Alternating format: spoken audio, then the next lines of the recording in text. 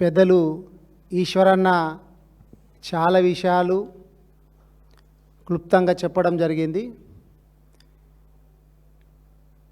వాళ్ళు ఈ టెండర్లకు మాకు సంబంధం లేదు అని మంత్రులు మాట్లాడుతున్నారు అంటే వాస్తవమే. ఎందుకంటే టెండర్ల వెనుక ఎవరున్నారు అనేది వీళ్ళకి తెలియదు కాబట్టి వీళ్ళకు సంబంధం లేని దాని కిందనే లెక్క. ఇప్పుడు ఇందాక ఈశ్వరన్న చూపించినట్లు 600 పైచిలుకు కోట్లు అని ఒక్కసారి అంటే మళ్ళీ ఎవడో చెప్పుంటారు, నిజంగా చెప్పుండ్రా భయ్ నా ఇజ్జత్ పోయేటట్టున్నది 600 ఇది ఎక్కువనా అని మళ్ళీ ఈ అడ్లూరు లక్ష్మణ్ గారు అడిగితే కాదు ఇంకో దానికి 400 కూడా అన్నదంటే అది కలుపుకొని మళ్ళీ చెప్పిండు 1100 చిల్లరని. ఏమో ఇంకా తక్కువ పడుతున్నా ఇంకేమన్నా ఉన్నదేమో పెట్టుండ్రా చెప్పుండ్రా భయ్ అంటే ఇంకొక దగ్గర 700 చిల్లర అని చెప్పారు. అంటే నిజంగా కూడా టెండర్ల విషయంలో వీళ్ళకు వాళ్ళ డిపార్ట్మెంట్లో ఏం జరుగుతున్నదో కూడా అవగాహన లేనటువంటి మంత్రులు ఎవరు అంటే తెలంగాణ క్యాబినెట్లో ఉన్నటువంటి మినిస్టర్లు. ఇదే కాదు, గతంలో కూడా బతుకమ్మ చీరలు ఎవరికి ఇచ్చిండ్రు? బతుకమ్మ చీరలు నేయటానికి తెలంగాణలో ఉన్నటువంటి చేనేత బిడ్డలకు చేత కాదా? వాళ్ళు ఏమన్నా ఇచ్చిండ్రా? నాన్ అవైలబిలిటీ సర్టిఫికేట్ అనేటటువంటిది మాకు చేత కాదు, మేము చేయలేము, వేరే రాష్ట్రాల నుంచి చేపించుకోండి అని చెప్పి చేనేత కార్మికులు ఏమన్నా మీకు లెటర్ ఇచ్చిండ్రా? ఆ లెటర్ పెట్టుకొని మీరు గుజరాత్ వాళ్ళకి ఇచ్చిండ్రా? ఎట్లా ఇచ్చారు గుజరాత్ వాళ్ళకు? అన్నీ కూడా గుజరాత్ వాళ్ళతోటి చేపిస్తున్నారంటే దాన్ని వెనకెవరు ఉన్నది అనేది మనం అర్థం చేసుకోవాలా. బడేబాయి ఉన్నాడు కాబట్టి గుజరాత్ వాళ్ళకి ఇప్పిస్తున్నాడు. మరి ఈ టెండర్లే కాదు, ఎక్కడ పోయినా కానీ వాళ్ళ అన్నదమ్ముల ప్రమేయమే ఉన్నది, వేం నరేందర్ రెడ్డి గారి ప్రమేయమే ఉన్నది అని చెప్పి ప్రతి ఒక్కరు కోడై కూస్తున్నారు. ఇప్పుడు ఇందాక చెప్పిండ్రు గౌరవ మంత్రి గారు కొండా సురేఖర్ గారు కూడా లేఖ రాస్తే ఆ లేఖను పట్టించుకోలేరు అంటే మీకు ఏం తెలిసినట్టు? మరిగా మీది ఒక పల్లి బఠానీల మంత్రివర్గంలాగా ఉంది. మీరు టైంపాస్ కాడ కూర్చొని చాయ్ తాగి బిస్కెట్లు తిని వచ్చేదే తప్ప మీకు అక్కడ ఏం జరుగుతున్నదో కూడా ఏం తెలియదు అని చెప్పి మంత్రులు చెప్పకనే చెప్తున్నారు అనేది తెలుస్తుంది. లేకపోతే ఈయన విద్యాశాఖ మంత్రి ఏం జరుగుతున్నదో ఈయనకు కూడా తెలియదు. ఈయనకు కమిషన్ రేవంత్ రెడ్డి గారికి ఎంతసేపు ఏముంది అంటే నా కమిషన్లు నాకు వస్తున్నాయా లేదా, ఎవడన్నా టెండర్లు చేసుకొని, లేకపోతే ఇక్కడ ఉన్నటువంటి వాళ్ళు చేనేత కార్మికులు కావచ్చు, లేకపోతే ఈ లిడ్ క్యాప్ కావచ్చు, ఇక్కడ ఉన్నటువంటి వాళ్ళు గతంలో 10 ఏళ్ళు ఎట్లా చేయగలిగినరు, ఇప్పుడు ఎందుకు చేయలేకపోతుండ్రు? ఇప్పుడు ఇందాక ఈశ్వరనే చెప్పిండ్రు, నాన్ అవైలబిలిటీ సర్టిఫికేట్ ఇస్తే మాత్రమే వేరే వాళ్ళకి ఇవ్వాలి. వాళ్ళు ఇచ్చిండ్రా? ఇవ్వలేరు కదా.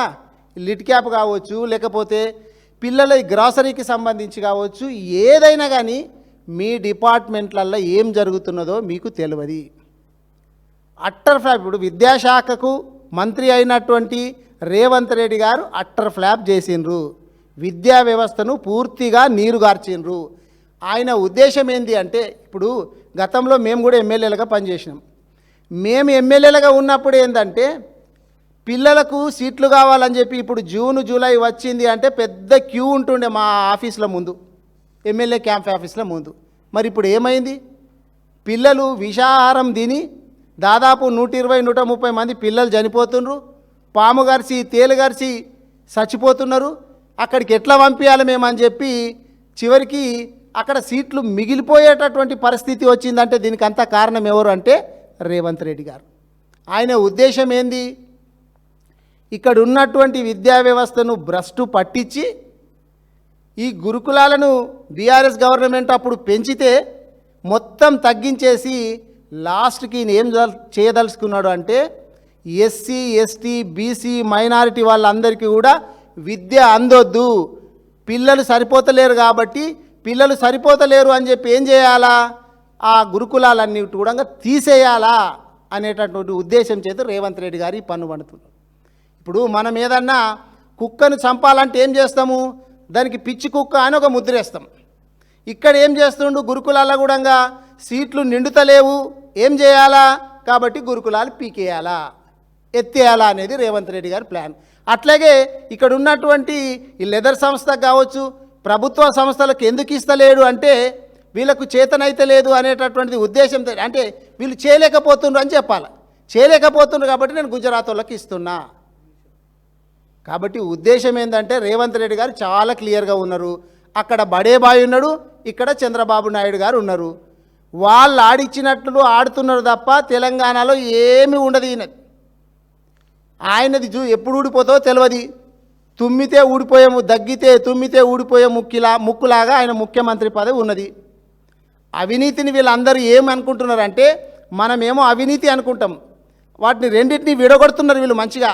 అవి నీతి అంటే అవి మాకు నీతి అనే విధంగా చేసుకొస్తున్నారు వీళ్ళు. అవినీతిని ఒక్కటిగా చూస్తలేరు.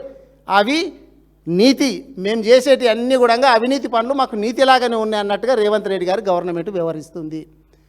హరీష్ రావు గారి పర్సనాలిటీ మీద మాట్లాడేటటువంటి మీరు, హరీష్ రావు గారు ఒక సబ్జెక్టు మీద మాట్లాడినారు అంటే దాన్ని మొత్తం తరోగా చదువుకొచ్చిన తర్వాత ఆధారాలతోటి మాట్లాడతాడు తప్ప మీలాగా ఎట్టికి మాట్లాడాడు. మీరు ఆయన చరిత్ర చూడండి. మీరేం చేసుకొచ్చిర్రు, మీరేం మాట్లాడుతున్నారు, ఆయనేం మాట్లాడుతుండ్రు. ఇదే రేవంత్ రెడ్డి గారు, అడ్లూరి లక్ష్మణ్ గారు ఎన్నిసార్లు రాజీనామాలు చేస్తామని అంటాడు. నేను కొడంగల్లో ఓడిపోతే రాజీనామా చేస్తా, రాజకీయ సన్యాసం తీసుకుంటా అంటాడు. అడ్లూరి లక్ష్మణ్ గారు ఇప్పటికే మహేశ్వరన్న చెప్తున్నాడు, 4-5 సార్లు చెప్పిండంట రాజీనామాలు చేస్తాను. అంటే నీవు 5 సార్లు చేయాలి రాజీనామా. ఒక్క పదవికి నీవు 5 సార్లు రాజీనామా చేసేటటువంటి ఏకైక అడ్లూరి లక్ష్మణ్ గారు, ఈయన మంత్రి, ఆయన ముఖ్యమంత్రి. మీరు రాజీనామాలు చేయడానికి అంతే, మాటలు చెప్పడం, మాటలు కోటలు దాటుతాయి, చేతలు కాళ్ళు కడప దాటం. అంటే వీళ్ళ గవర్నమెంట్ నడుస్తున్నది. కానీ రాబోయేటటువంటి మీరు ఏమనుకుంటున్నారంటే, ఇందాక మా హరీష్ అన్న మొన్న కూడా చెప్పిండు చాలా క్లియర్గా, ఆయన పర్సనాలిటీ డెవలప్మెంట్ మీదనో ఇంకోటో ఏదన్నా బాడీ షేమింగ్ మీదనో మాట్లాడితే మమ్మల్ని నిలదీయడం మర్చిపోతారేమో, ఆ ఉచ్చులో పడతారేమో అనేటటువంటి భ్రమ లోపల రేవంత్ రెడ్డి గారి గవర్నమెంట్ ఉంది. కానీ మీరెన్ని డైవర్షన్ పాలిటిక్స్ చేసినా కానీ హరీష్ రావు గారు కావచ్చు, కేటీఆర్ గారు కావచ్చు, బీఆర్ఎస్ పార్టీలో ఉన్నటువంటి ప్రతి సైనికుడు కూడా ఖచ్చితంగా మిమ్మల్ని నిలదీస్తాడని చెప్పి మనవి చేస్తున్నాం.